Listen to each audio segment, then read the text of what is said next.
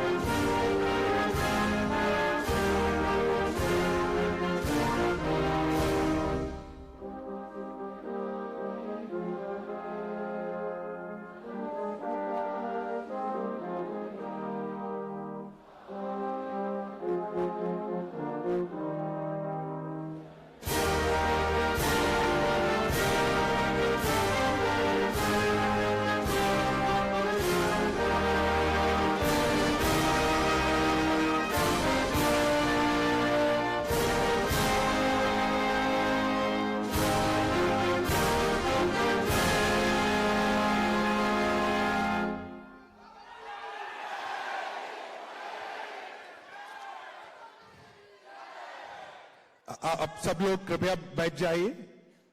Please take your seats. 2 minute का स्वागत। Dutch का नहीं होता है। हिंदी भी करते हैं।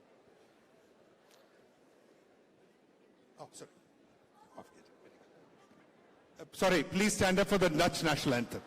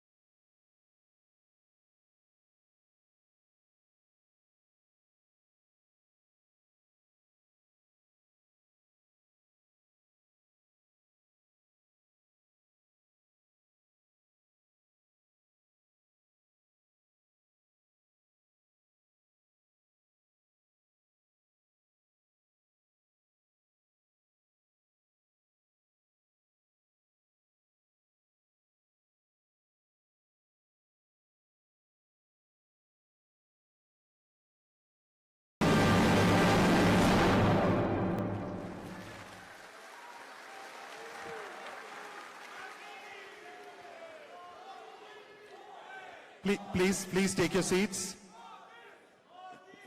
कृपया आप सब बैठ जाइए।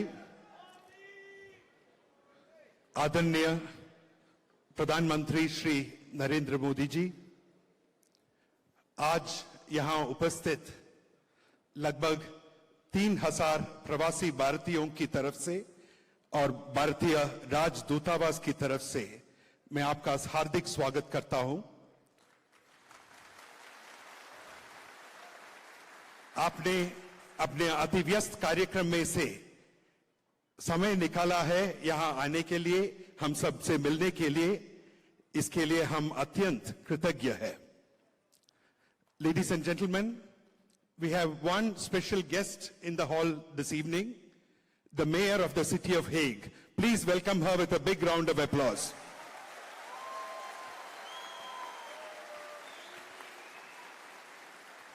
Sir, जब से आपके नेदरलैंड्स आने का समाचार प्राप्त हुआ, तब से यहां के प्रवासी भारतीयों में उत्साह, उमंग और आनंद अभिभूत है। जिस तरह आप देश को उन्नति के शिखरों पर पहुंचाने के लिए दिन रात मेहनत कर रहे हैं, समर्पित है, उससे यहां के प्रवासी भारतीय अत्यंत प्रेरित है। भाइयों बहनों, बहुत कम समय में आपने हमारा निमंत्रण स्वीकार किया। इतने अधिक संख्या में यहां आए हुए हैं हमारे पूज्य प्रधानमंत्री जी को स्वागत करने के लिए, उनका संदेश सुनने के लिए।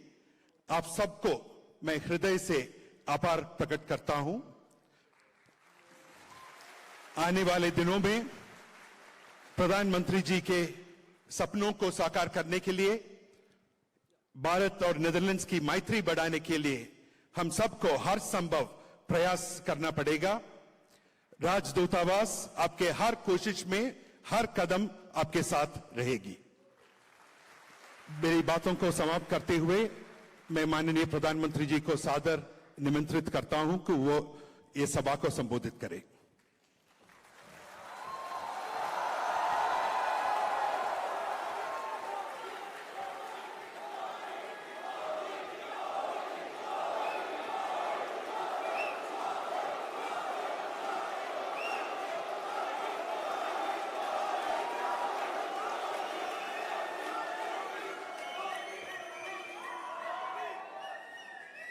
का हाल बा?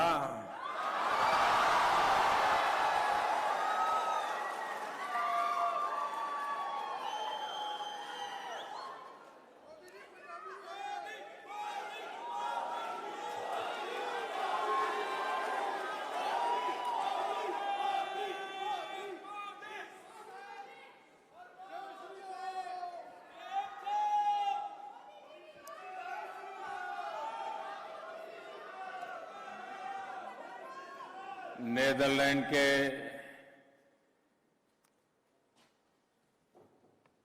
मेरे प्यारे भारत के प्रवासी भाइयों और बहनों,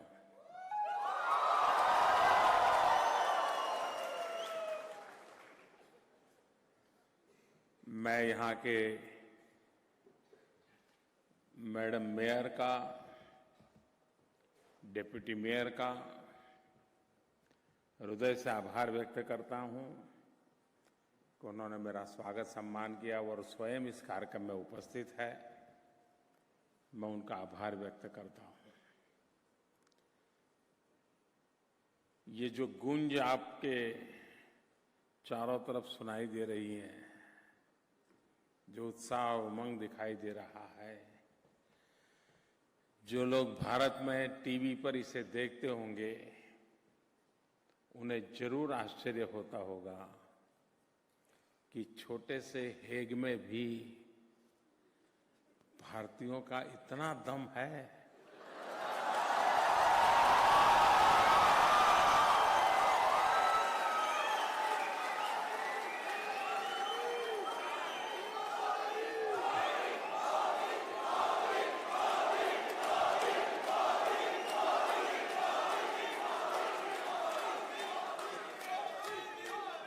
मैं खास करके सूरीनाम के जो लोग हैं,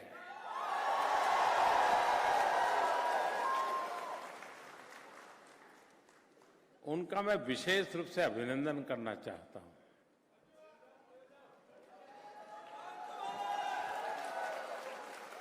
बहुत वर्ष पहले मुझे सूरीनाम जाने का सौभाग्य मिला था।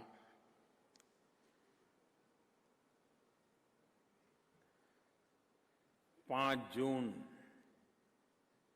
हर वर्ष सूरीनाम के लोग बड़े गौरव से मनाते हैं।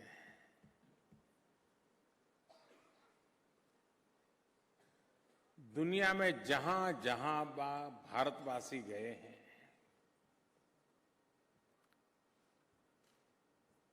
उन सब के लिए ये हमारे सूरीनाम के भाई बहन या उस कालखंड में दुनिया के जिन जिन देशों में मजदूर के रूप में लोगों को ले जाया गया, चाहे मॉरिशस हो, चाहे सूरीनाम हो, गयाना हो। 150 साल हो गए, 4-4 पीढ़ियां बीत गई, लेकिन आज भी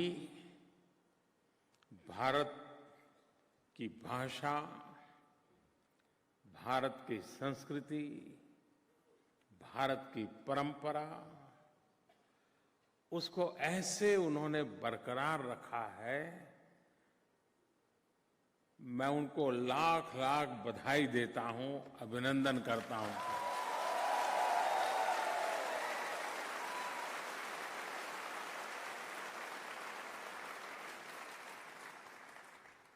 और हमें हमारे उन पूर्वजों को नमन करना चाहिए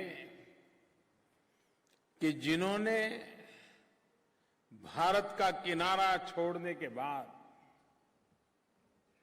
कभी भारत की ओर देखने का मौका नहीं मिला, लेकिन अपने साथ जिस भारतीयता को लेके गए, आज चौथी, पांचवी पीढ़ी, छठवीं पीढ़ी होगी, वैसे ही वैसे परिवार के अंदर उसको बरकरार रखा।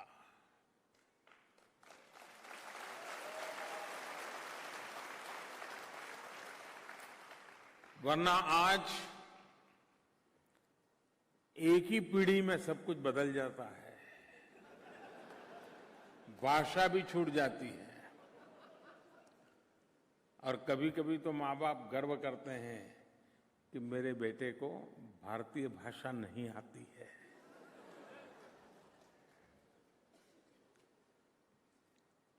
इन चीजों से अपनी जड़ों के साथ जुड़ने से एक ताकत प्राप्त होती है।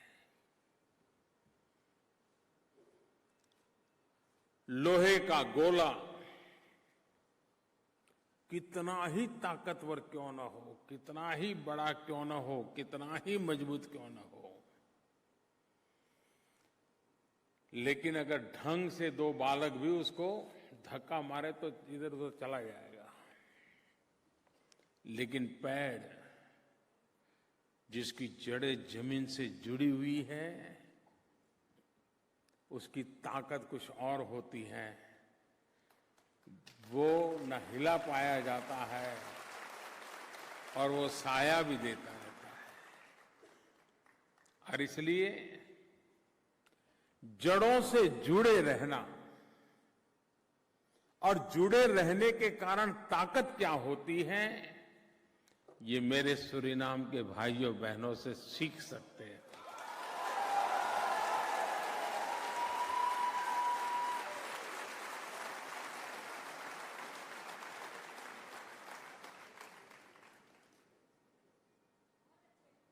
उसी प्रकार से आप में से बहुत लोग होंगे जिन्होंने अभी भी हिंदुस्तान नहीं देखा होगा। आप में से कई ऐसे होंगे जिनके पहले उनके दादा परदादा जब हिंदुस्तान छोड़ के आए, वो कहां से आए, किस गांव के से, क्या था, रिश्तेदार कौन थे, कुछ पता नहीं होगा। लेकिन उसके बाद भी दिल में हिंदुस्तान आज भी मौजूद है।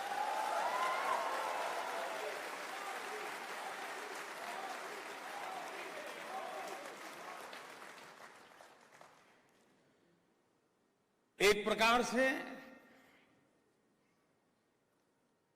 आप जो कुछ भी हैं अपने बलबूते पर हैं, अपने परिश्रम से हैं, अपने सामर्थ्य से हैं। उसके बावजूद भी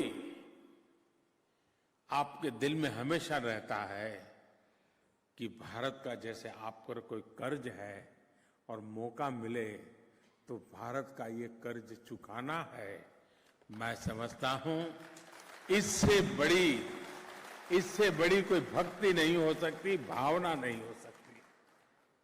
और इसलिए और यहां पर दो प्रकार के लोग हैं।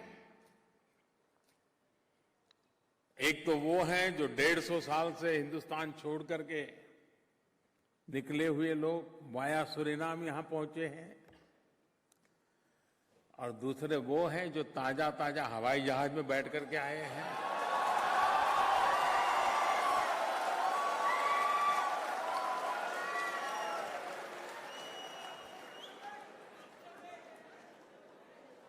जो अभी अभी आए हैं, मैं उनसे कहना चाहता हूं,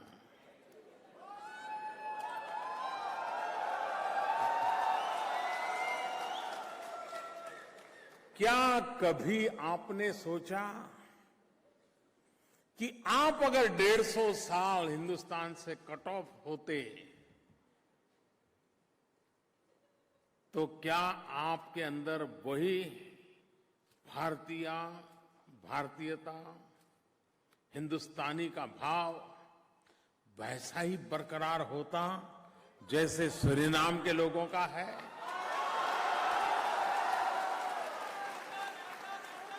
और इसलिए मैं चाहूंगा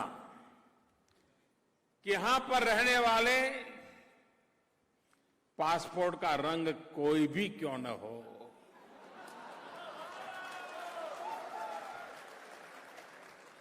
पासपोर्ट के रंग बदलने से खून के रिश्ते नहीं बदलते।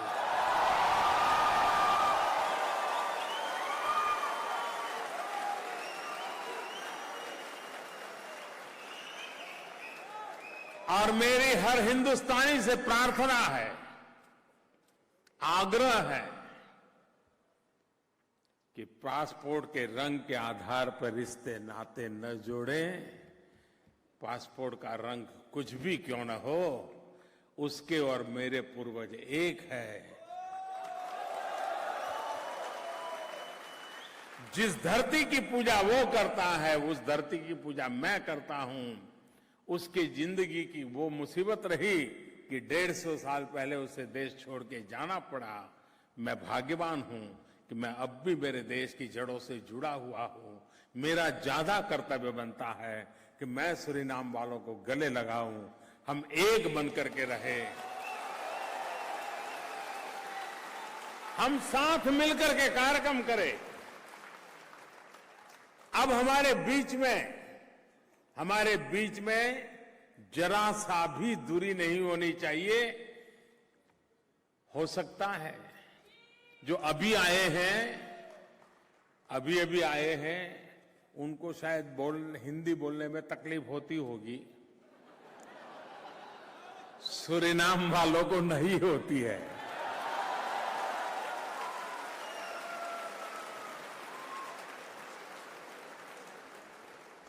ये जो ताकत है उसको पहचानिए।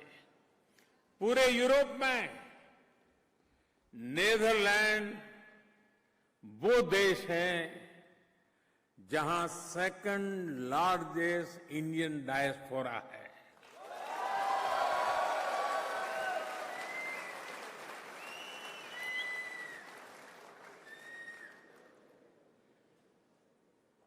और इसलिए न सिर्फ यूरोप में,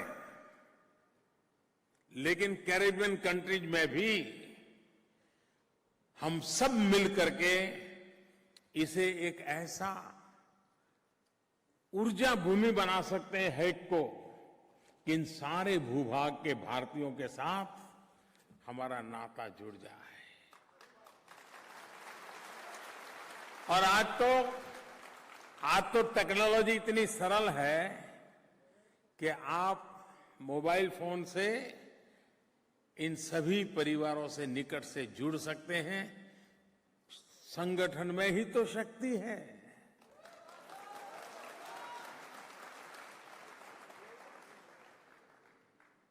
और इसलिए, और मैंने देखा आपकी ताकत। मेरा कार्यक्रम तो अभी अचानक बना है, कुछ ज्यादा तैयारी करने का मौका नहीं मिला। पिछले 2-4 दिन में ही शायद आपको खबर मिली और इतनी बड़ी मात्रा में आप लोग पहुंच गए।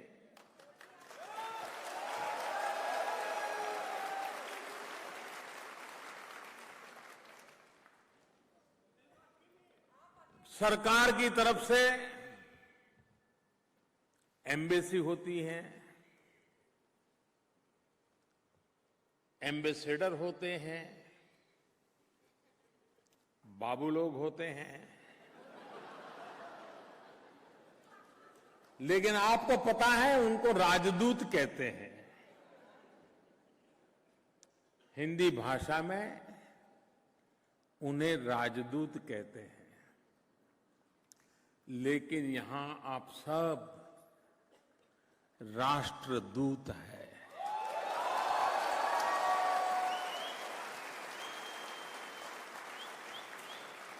हर हिंदुस्तानी दुनिया के हर कोने में राष्ट्रदूत है।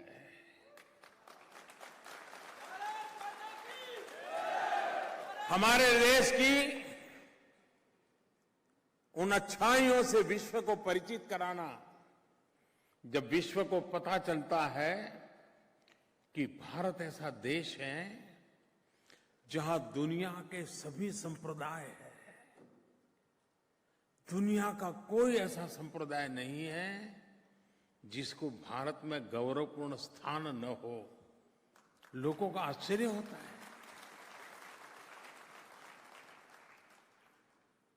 दुनिया का छोटा से छोटा संप्रदाय भी होगा, पंथ होगा, मानने वाले लोग होंगे, भारत में आपको अवश्य मिलेंगे और गर्व से जीते हैं। दुनिया को जब पता चलता है कि हिंदुस्तान 100 भाषाएं हैं, 100 लैंग्वेजेस, 1700 डायलेक्ट्स, 1700 से करीब ज्यादा बोलियां, लोगों को आश्चर्य होता है। अच्छा,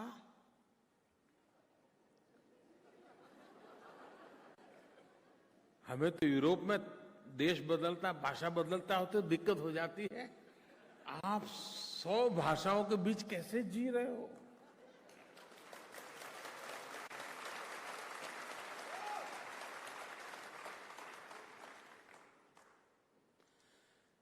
हमें जोड़ने वाली जो ताकत है वो हमारी मातृभूमि के प्रति हमारा प्यार है।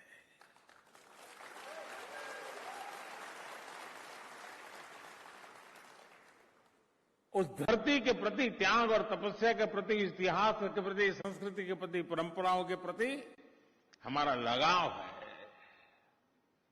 और इसलिए कोई भी हिंदुस्तानी दुनिया में गर्व के साथ खड़ा हो सकता है कि मेरा देश विविधताओं से भरा हुआ है। विश्व में जो कुछ भी आप अनुभव करते हैं, आप मेरे देश में स्वाभाविक रूप से कर सकते हो। देश की विशालता, जब दुनिया के लीडर से मैं मिलता हूं और मैं 125 करोड़ देशवासियों का सरकार का प्रधानमंत्री हूं, तो मेरे सामने देखते रहते हैं। उनको लगता है कि हम छोटे से देश को चलाने में हमारी इतनी दिक्कत होती है, आप कैसे चलाते हो?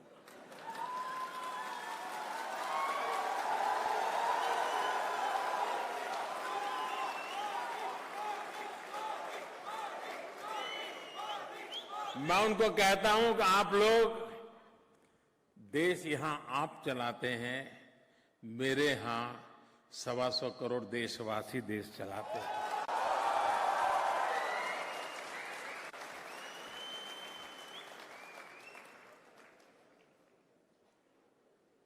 लोकतंत्र की यही ताकत है। भारत के अंदर विशेष रूप से जब से मुझे सरकार में सेवा करने का मौका मिला है, हमने एक सबसे बड़ा प्रयास ये किया है कि जन भागीदारी से देश के हर काम में जन भागीदारी को प्राथमिकता देना। सब कुछ सरकार करेगी, सारी समस्याओं का समाधान सरकार के पास ही है। भगवान ने बुद्धि बांटने निकले तो सारे सरकार वालों को ही बुद्धि मिली थी। ये सोच से हम बाहर निकल आ चुके हैं और हमारी कोशिश ये है कि जन भागीदारी से देश कई गुना प्रगति कर सकता है, तेज गति से प्रगति कर सकता है। अगर सरकार तय करते हम टॉयलेट बनाएंगे, खुले में शौच जाना बंद करवाएंगे, स्कूलों में बच्चियों के लिए शौचालय बनाएंगे, ये कार्यक्रम तो पहले भी चलते थे, लेकिन वो कार्यक्रम सरकार चलाती थी।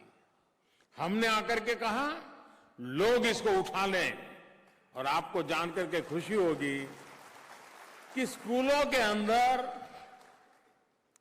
1 साल के भीतर भीतर बालिकाओं के लिए अलग शौचालय बनाने का काम, बालकों के लिए अलग शौचालय बनाने का काम लोगों ने पूरा कर दिया। कहने का तात्पर्य यह है कि नई जो सरकार बनी है आज देश में, जिसने अपने हर काम में लोक भागीदारी, जन भागीदारी को प्राथमिकता दी है। वरना पहले क्या होता था, लोकतंत्र का मतलब बहुत सीधा साधा हो गया था। डेमोक्रेसी मतलब 5 साल में एक बार जाना, ईवीएम मशीन का बटन दबाना और जो पसंद आए उसको जिता देना और उसको 5 साल का कॉन्ट्रैक्ट दे देना। देखो 5 साल तुमको बिठाया है, ये हमारे 10 काम कर देना, नहीं करता है तो छुट्टी, जाओ दूसरा। ये लोकतंत्र की मर्यादा नहीं है, ये तो लोकतंत्र का एक सीमित भाग है कि जिसमें जन वोट देता है, सरकार चुनती है, लेकिन सरकार चलती है जन भागीदारी से।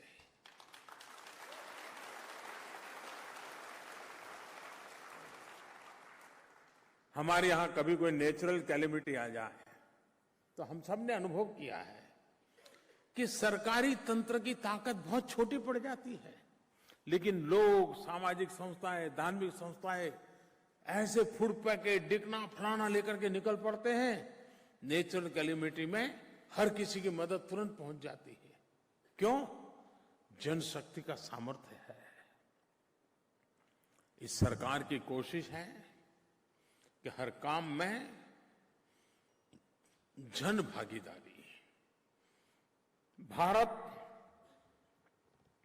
का संघीय ढांचा है, राज्य, केंद्र कंधे से कंधा मिलाकर के कैसे काम करे, in true spirit federal structure को कैसे बढ़ावा मिले, उस पर इस सरकार ने बल दिया है। गुड गवर्नेंस, मैं मानता हूं कि डेवलपमेंट प्लस गुड गवर्नेंस तभी जाकर के जनता जनार्दन के एस्पिरेशंस पूरे होते हैं।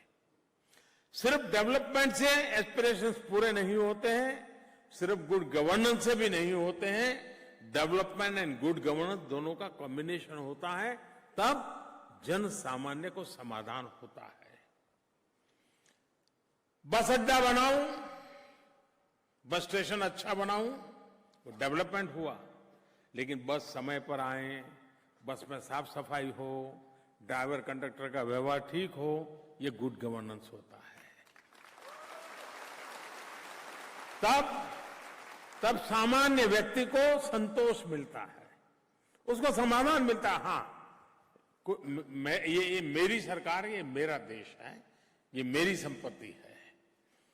इस सरकार का लगातार भाव यही है कि जन भागीदारी को बल मिले, जनशक्ति को बल मिले, और जनशक्ति के भरोसे देश को आगे बढ़ाने का प्रयास हो। और यह अनुभव आ रहा है। देश की जनता जनार्दन को जिस काम पे जुड़ने के लिए आपने देखा होगा 2 साल पहले जब हमारी सरकार बनी तो टीवी पर एक ही खबर आती रहती थी कि दाल महंगी है, दाल महंगी है। मोदी बताओ दाल के दाम क्यों कम नहीं हो रहे।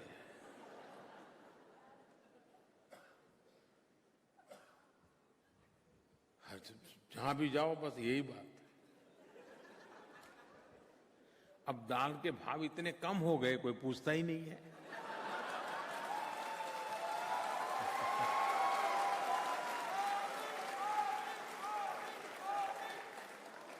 कैसे हो गया? लेकिन देश के किसानों से मैंने प्रार्थना की कि आप पल्सेस की खेती को भी बल दीजिए। और पल्सेस की खेती के लिए एक्स्ट्रा कुछ करना नहीं पड़ता है। फसल के बीज के अंदर उसको बोया जा सकता है, एक्स्ट्रा इनकम होती है। और मेरे देश के किसानों ने वो करके दिखाया।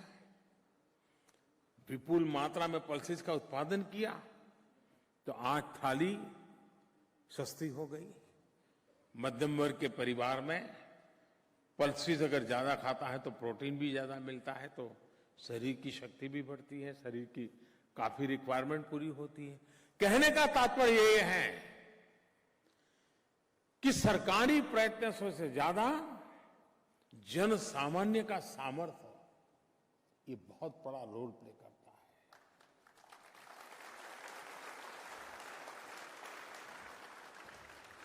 भारत में बाहर ऐसी धारणा है कि भारत में महिलाएं तो हाउसवाइफ है, कुछ करना धरना नहीं, सिर्फ किचन में ही होती हैं।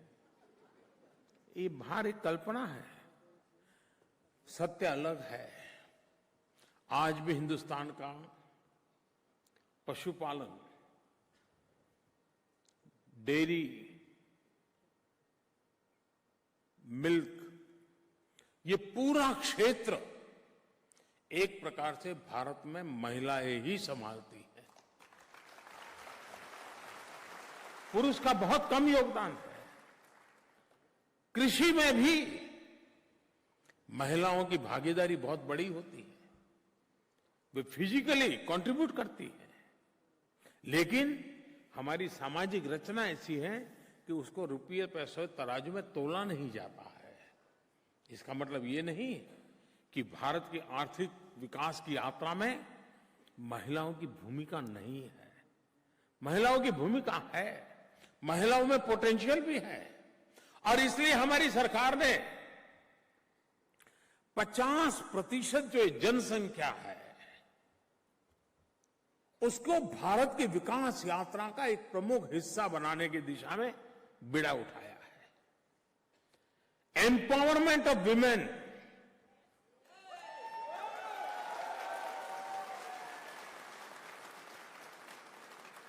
और इतना ही नहीं, women lead development.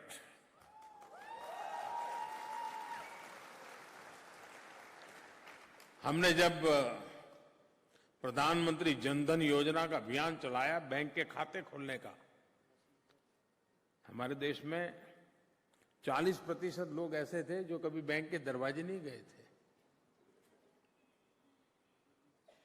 Formal economy से बाहर थे। हमने अभियान चलाया और खुशी की बात है कि जब बैंक अकाउंट खोले गए तो उसमें ज्यादातर महिलाओं के बैंक अकाउंट खोले।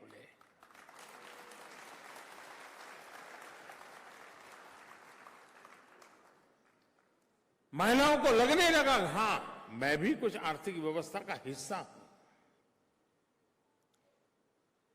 अभी हमने एक योजना बनाई, मुद्रा योजना। मुद्रा योजना से हमने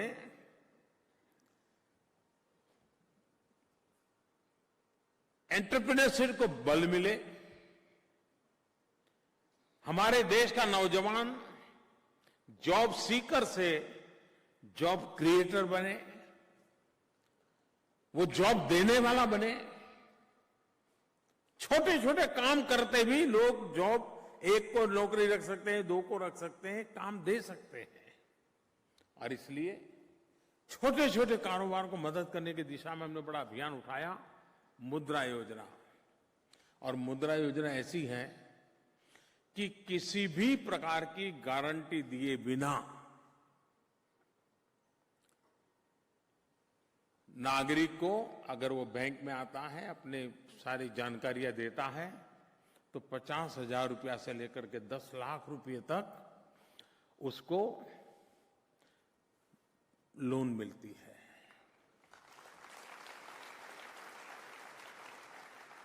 करीब 7 करोड़ लोगों ने इसका फायदा उठाया, 7 करोड़ लोगों ने, और करीब 3 लाख करोड़ रुपए से ज्यादा रकम इन लोगों को मिली।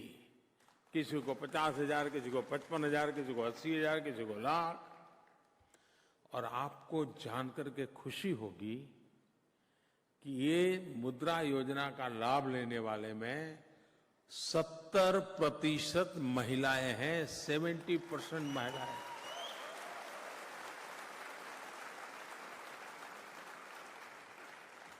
विमेन एम्पावरमेंट कैसे होगा, विमेन लेड डेवलपमेंट कैसे होगा, ये उससे नजर आता है। आज भी दुनिया के फॉरवर्ड कहे जाने वाले देशों में मैटरनिटी लीव एवरेज 12 वीक है। डेवलप कंट्रीज में भी वर्किंग वुमेन के लिए मैटरनिटी लीव 12 वीक है। भारत एक ऐसा देश है जिसने इसी पार्लियामेंट में कानून बनाया और अब वर्किंग वुमेन को 26 वीक का मैटरनिटी लीव दिया जाता है।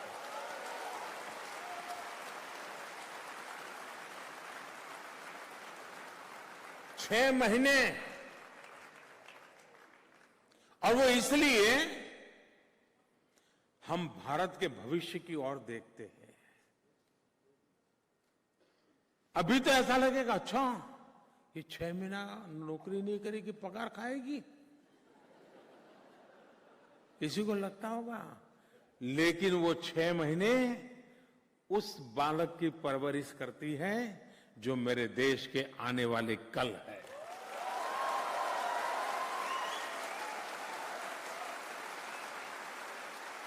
ये इन्वेस्टमेंट है। यानी 26 सप्ताह एक वर्किंग वुमेन को नौकरी से छुट्टी देना, पगार चालू रखना। शुरू में तो लगता है काम कौन करेगा, शुरू में तो लगता है मुफ्त का पैसा देना, लेकिन लंबी दूर देखते हैं तो पता चलता है कि उसकी गोद में जो बालक है उसका मां के गोद में ऐसा लालन पालन होगा, 6 महीने का उसका बेस इतना मजबूत होगा कि मेरा भविष्य उज्जवल हो जाएगा, मेरा भविष्य मजबूत हो जाएगा।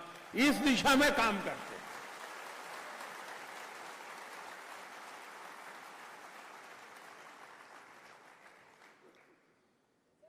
जब अमेरिका के राष्ट्रपति, पूर्व राष्ट्रपति श्रीमान ओबामा 26 जनवरी को प्रजासत्ताक पर्व के लिए भारत आए थे, अब जब गार्ड ऑफ ऑनर दिया गया उनको, तो फौज की तीनों पंख, आर्मी, नेवी, एयरफोर्स, सब महिला पुलिस, हमारे फौज के तीनों विंग की महिलाएं उनको दे रही थी कमान, और उनका पूरा संचालन भी एक महिला कर रही थी। अमेरिका के राष्ट्रपति ने मंच पर से उतर से मुझे कहा, मोदी जी बड़ा अचरज है भाई,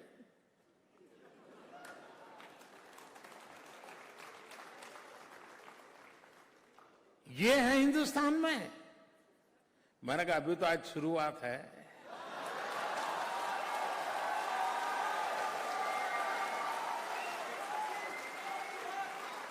मैंने कहा कल देखना। और जब 26 जनवरी की परेड हुई तो सारी दुनिया के लिए मुख्य खबर थी कि उस परेड का नेतृत्व महिलाएं कर रही थी। परेड के अंदर जो दस्ते चल रहे थे वो महिलाओं के चल रहे थे। सुरक्षा के क्षेत्र में भी मेरे देश की महिलाएं बहुत बड़ी भूमिका अदा कर रही हैं।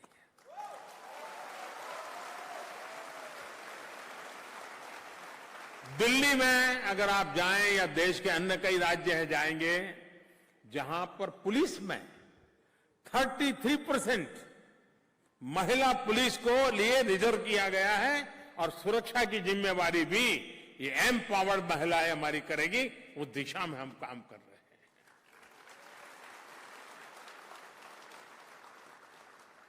अभी आपने देखा होगा फाइटर विमान उड़ा रही हमारी महिलाएं बहनें।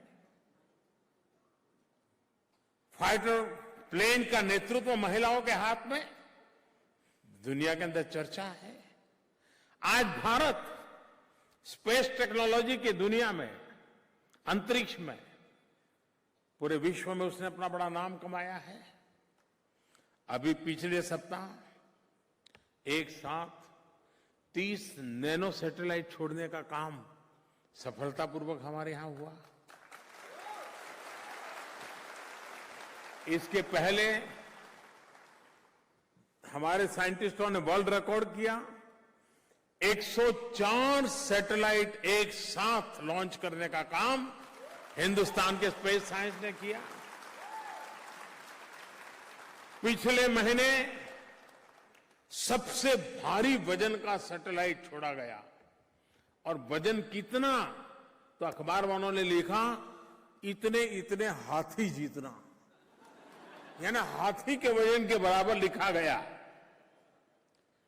आपको जानकर के खुशी होगी, इस पूरी स्पेस की दुनिया में काम करने में 3 प्रमुख वैज्ञानिक महिलाएं हैं जो इस काम को कर रहे हैं।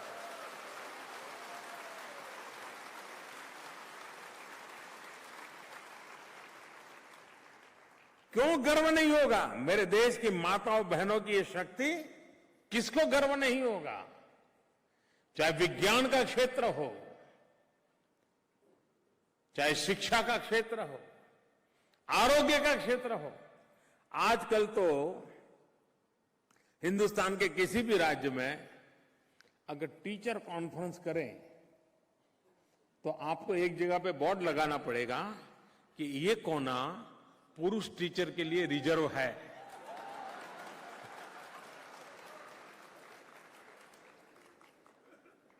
पूरा शिक्षा क्षेत्र का काम आज मेरे देश में माताएं बहनें संभाल रही हैं। Health sector, nursing, paramedical, medical, कहीं पर भी जाइए आपको नजर आएगा कि महिलाएं उस काम को कर रही है।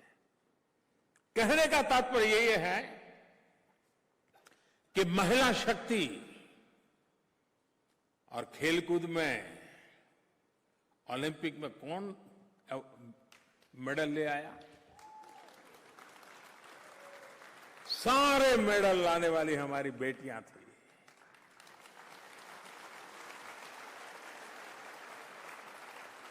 हर किसी ने हिंदुस्तान का नाम रोशन किया। इतना ही नहीं,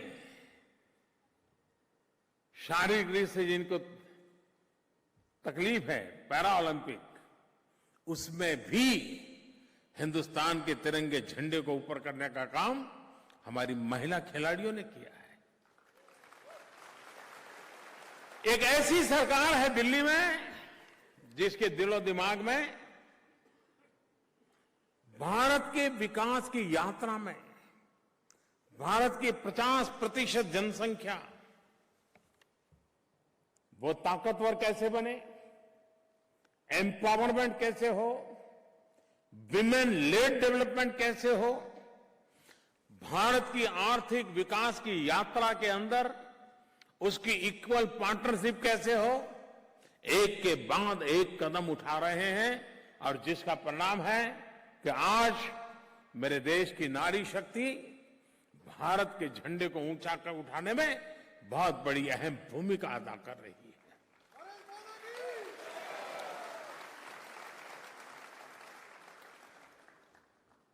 देश आगे तो बढ़ना चाहिए, पहले है उसे अच्छा होना चाहिए, लेकिन वक्त ज्यादा इंतजार नहीं करेगा। जिस गति से हम यहां तक पहुंचे हैं, उस गति से आगे जाना, उस लक्ष्य को प्राप्त नहीं कर सकता है जो हर हिंदुस्तानी के दिल में है। और इसलिए गति को तेज करना अनिवार्य हो गया है। पहले सरकारें हुआ करती थी, एक आध दो काम ऐसे हो जाते थे, वो सरकार जानी जाती थी इस काम के लिए। आज हर दिन एक नया काम करो तो भी कम पड़ जाता है, इतने एस्पिरेशंस बढ़ गए हैं। और देश को सिर्फ आगे ले जाना इतना इनफ नहीं है, देश को आधुनिक बनाना बहुत जरूरी है। हमें आगे तो बढ़ना है, लेकिन हमें आधुनिक भी बनना है। 21वीं सदी का हिंदुस्तान ग्लोबल बेंचमार्क में पीछे न रह जाए, विज्ञान टेक्नोलॉजी के क्षेत्र में पीछे न रह जाए, हमारा इंफ्रास्ट्रक्चर ग्लोबल बेंचमार्क के अनुकूल हो और विश्व की बराबरी करने का सामर्थ्य हिंदुस्तान में होना चाहिए। इस भूमिका से हम आगे बढ़ रहे हैं।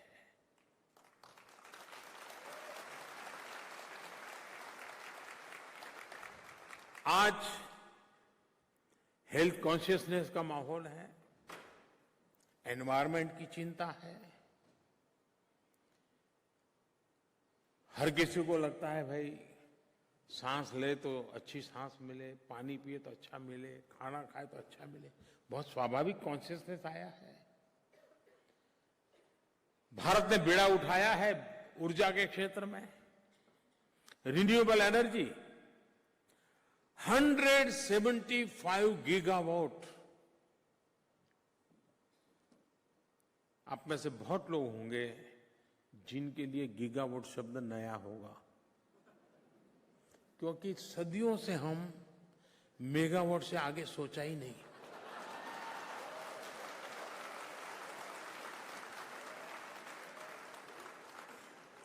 मेगावाट यानी हमारा अल्टीमेट था। 175 गीगावाट रिन्यूएबल एनर्जी का हमारा लक्ष्य है। सोलर एनर्जी हमारे देश की ऊर्जा की आवश्यकताओं में कैसे रोल करे, wind energy, nuclear energy, biomass energy, एक बहुत बड़ा बदलाव जो एनवायरनमेंट को पॉजिटिव इंपैक्ट पैदा करे, उस दिशा में तेज गति से काम आगे बढ़ रहा है। और आज स्थिति ऐसी है कि कोयले से उत्पादन होने वाली बिजली से सोलर एनर्जी सस्ती हो जाए, यहां तक स्पर्धा आगे बढ़ी है। आप भविष्य कल्पना कर सकते हैं, अगर पूरी व्यवस्था सोलर एनर्जी द्वारा चलती होगी तो इकोनॉमी में कितना बड़ा बदलाव आएगा। देश को आज खाड़ी के देशों से जो तेल आयात करना पड़ता है, उस आयात में कितनी बड़ी कटौती आएगी। देश कितना आत्मनिर्भर बनेगा। और उसलिए जो सूर्य शक्ति, ये सूरज, मैं प्रधानमंत्री बना उसके बाद आया है क्या? पहले था कि नहीं था? था कि नहीं था? मुझे दिखता था, उनको नहीं दिखता था।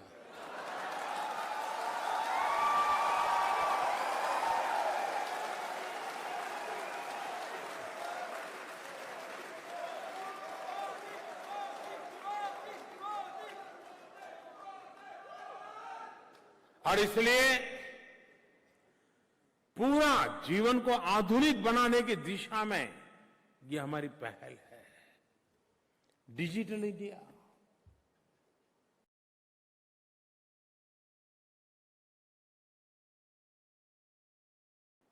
जब मैं प्रधानमंत्री बना तो मैं शुरू से मैं सीखना चाहता था, समझना भी चाहता था कि आखिर ये है क्या सारा इतना बड़ा काम। तो मैं अफसरों की मीटिंग लेता था, ब्रीफिंग लेता था, क्या चल रहा है कैसा नहीं। तो एक दिन बिजली वालों का ब्रीफिंग ले रहा था, तो उन्होंने कहा साहब, मैंने पूछा भाई कोई जगह है जहां अभी भी बिजली नहीं पहुंची होगी, क्योंकि आजादी के 70 साल हो गए तो ऐसा पूछना ही नहीं चाहिए। तो मैं थोड़ा डरते डरते पूछ लिया कि भाई कहीं कोई ऐसा तो नहीं है ना कहीं दूर भी बिजली पहुंच। तो मैं हैरान हो गया। उन्होंने कहा साहब 18,000 गांव ऐसे हैं जहां अभी बिजली नहीं पहुंची है। आप मुझे बताइए 21वीं सदी और 18वीं शताब्दी में फर्क क्या? 18वीं शताब्दी में भी तो लोग बिना बिजली को सूरज के प्रकाश में या चंद्रमा की रोशनी में जिंदगी का गुजारा करते थे। आजादी के 70 साल के बाद मेरे देश में 18,000 गांव 18वीं शताब्दी की जिंदगी जीने के लिए मजबूर थे। आधुनिक भारत का सपना मुझे पूरा करना था। मैंने बीड़ा उठाया, मैंने कहा भाई बताइए कब तक होगा? उन्होंने कहा साहब 7 साल तो लगेगा।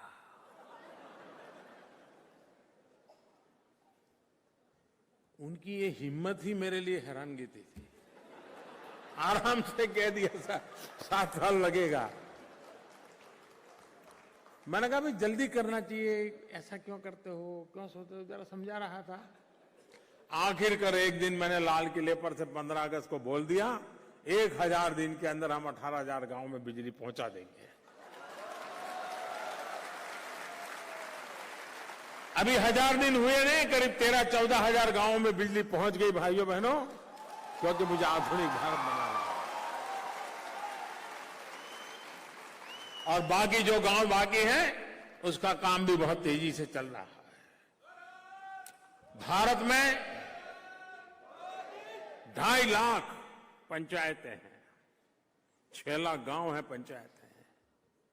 आप मुझे बताइए क्या आप 1 घंटा भी मोबाइल के बिना जी सकते हो क्या? जी सकते हो क्या? परेशानी हो जाती है ना। अगर ये हक आपको है तो हिंदुस्तान के हर गरीब को है कि नहीं है? गांव को है कि नहीं है? भाइयों बहनों, हमने डिजिटल इंडिया का मिशन उठाया है। उन 2.5 लाख पंचायतें जहां पर ऑप्टिकल फाइबर नेटवर्क का काम चल रहा है, तेज गति से काम चल रहा है, और आने वाले कुछ ही समय में इन 2.5 लाख गांवों तक डिजिटल व्यवस्था करने के लिए ऑप्टिकल फाइबर नेटवर्क खड़ा कर करके आधुनिक से आधुनिक व्यवस्था ट्रांसमिशन की, और उसके कारण लॉन्ग डिस्टेंस एजुकेशन संभव होगा, टेली मेडिसिन संभव होगा। जो सुविधाएं शहर में उपलब्ध है वो ज्ञान की सुविधाएं गांव को भी उपलब्ध हो, उस दिशा में काम करने की दिशा में हम प्रयास करते हैं। यानी भारत आगे बढ़े लेकिन भारत आधुनिक बने, उन चीजों को बल देकर के हम काम कर रहे हैं और उस काम की दिशा में प्रयास चल रहा है। भाइयों बहनों, अनेक विविध बातें हैं। आप जरूर भारत के लिए रुचि रखते होंगे, लेकिन मैं आपसे आग्रह करता हूं, इतनी बड़ी संख्या में नेदरलैंड में आप लोग रहते हैं, सूरीनाम से आए हैं, डच सिटीजन है, क्या तकलीफ है आपको ओसीआई कार्ड निकालने में?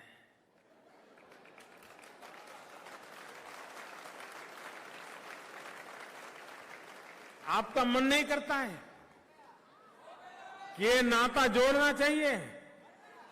मैं हैरान हो गया जब मैंने सुना कि हाँ इतनी बड़ा मात्रा में हिंदुस्तान का डायस्पोरा है, लेकिन सिर्फ 10% लोग हैं जिनका ओसीआई कार्ड है। आप मुझे बताइए, इस 26 जनवरी के पहले मिशन मोड में आप इस काम को पूरा करेंगे? करना चाहिए। मैं यहां के एम्बेसी को भी कहता हूं, देखिए ये ओसीआई कार्ड, ये आपका और हिंदुस्तान के साथ सदियों पुराने नाते का एक लिंक है, नाड़ है, नाड़। दोस्तों, इसको भूलना नहीं चाहिए और उसको रुपये पैसों के तराजू से तोलना नहीं चाहिए।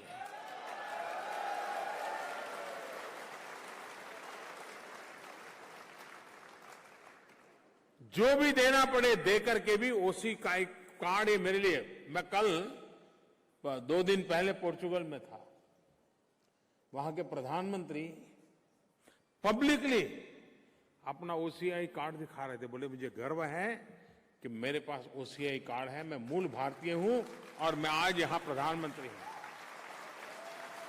पब्लिक में उन्होंने दिखाया।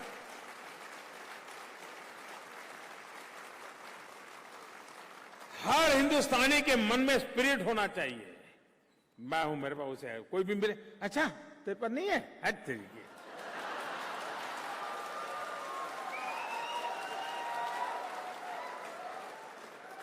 ये भाव बनना चाहिए। और मैं चाहूंगा और मैं पूछूंगा हमारे एम्बेसी को, अब नए एम्बेसडर आए हैं,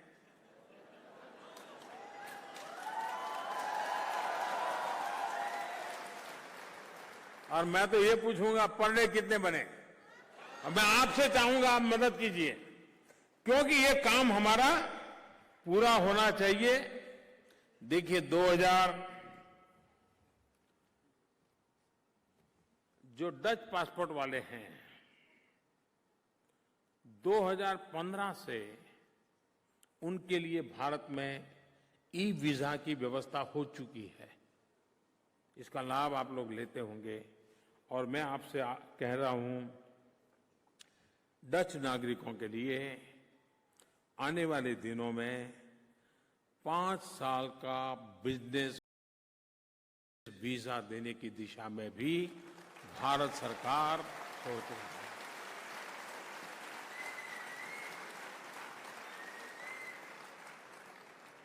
पांच साल का बिजनेस एवं टूरिस्ट वीजा, ये अपने आप में डच नागरिकों को भारत के साथ जोड़ने का एक अहम प्रयास है।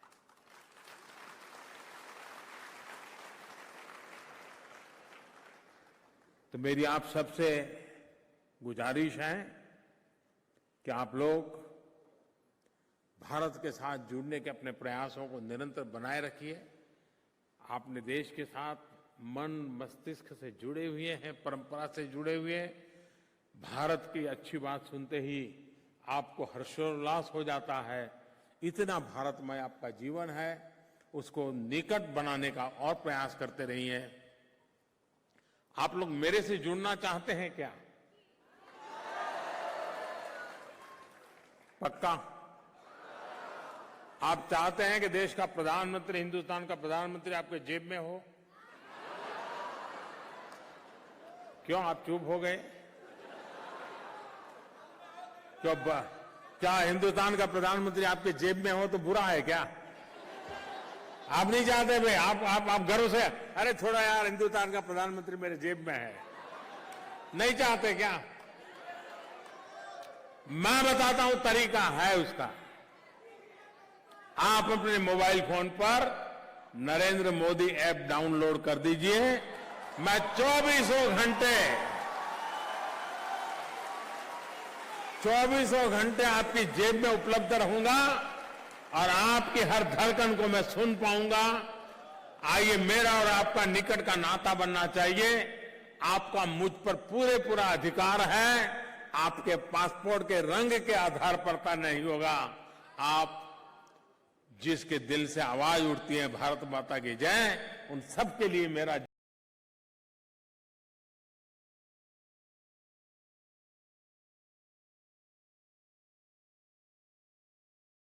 जीवन समर्पित है। इसी भावना के साथ आप इतनी बड़ी संख्या में आए, इतने कम समय के होने के बावजूद भी आए। मैं हृदय से आपका बहुत बहुत आभार व्यक्त करता हूं। बहुत बहुत धन्यवाद।